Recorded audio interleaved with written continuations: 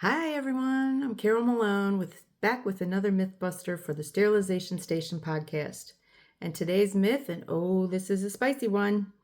The myth is surgeons and nurses understand what happens in sterile processing.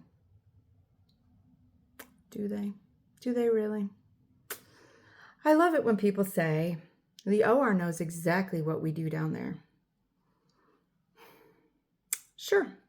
And I know exactly how to perform a Whipple because I've watched a YouTube animation about it, right? So here's the truth. Many surgeons and nurses really don't fully understand what happens in sterile processing.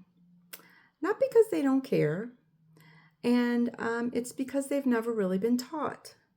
And most don't realize how complex our work is until something goes wrong.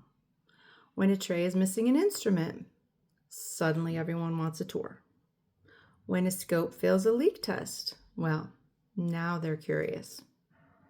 And when bioburden event hits the OR, now they want to understand our workflow, right? But education should not start at a crisis point, my friends. That is not when education should start. And let's talk about leadership for a second, because this is a big one in our industry. SPD departments, in my opinion, should not be run by nurse managers or perioperative leaders who have never set foot in a sterile processing department. Not because they're bad leaders, not because they don't care, but because sterile processing is a specialty, a technical, standards-driven, detail-critical specialty. When leadership doesn't understand AAMI standards, IFUs, workflow, decontamination science, sterilization parameters, or tracking systems, they can't fully support us. And too often, now not always, but too often, sterile processing gets lumped under OR rules, OR workflows, OR exceptions and expectations, and OR assumptions. AORN is written for the OR. AAMI is written for sterile processing. And sometimes, my friends, those two things don't align.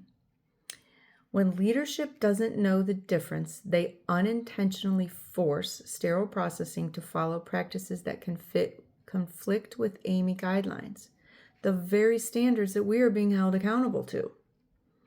And that, my friends, that is how errors happen. That's how corners get cut. That's how unsterile trays make their way to the OR. And then there's the classic moment when the OR staff come into sterile processing and start directing traffic. You know the ones. We all know the ones. They walk in, take one look around, and suddenly they're the foreman of the assembly line. Move that there, do this first. Why are you doing it this way and not that way? What are you doing? Meanwhile, they are standing in the middle of your workflow like a traffic cone with opinions. They don't know the sequence, they don't know the standards, and they don't know the consequences. But they know they want their tray, and they want it now. So what do we do in this instance? What do we do? Well, we educate. And some of the most powerful moments in my personal career in sterile processing have been SPD-led education sessions for the OR staff and surgeons. I've watched surgeons' eyes widen, huge widen, when they see what it takes to clean a shaver handpiece.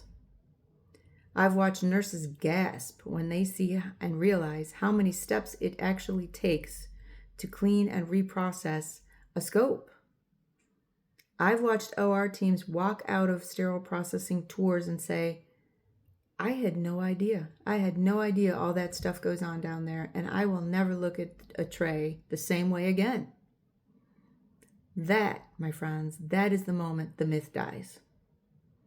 So when the OR understands our work, everything changes. Communication improves, respect grows, collaboration becomes natural, and patient safety, well, it skyrockets. because at the end of the day, we are all on the same team. We just play different positions. So, in closing, I want to tell you, we don't just clean and assemble instruments. We safeguard futures. The OR depends on us. And even if patients never learn our names, we fight for them every single instrument, every single tray, every single time. Thank you.